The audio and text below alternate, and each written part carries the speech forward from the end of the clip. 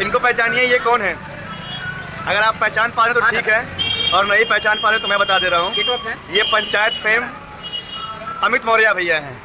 अमित भैया वो पंचायत वाला डायलॉग हो जाए, कबूतर वाला जो कबूतर मार के खाता है विधायक।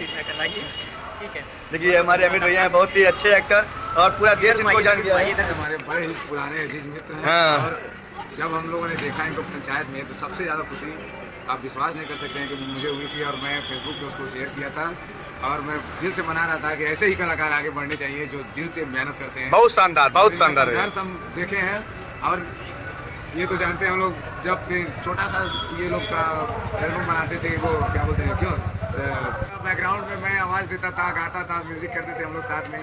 उसके बाद भाई लोग मुंबई गए और माता रानी ने सुनी, और ऐसे ही चाहूँगा कि आप लोग प्यार बनाए रखिए हमारे भैया पे, खूब आगे बढ़िए, ऐसे ही खूब आनंद देख के आता रहे हम लोग।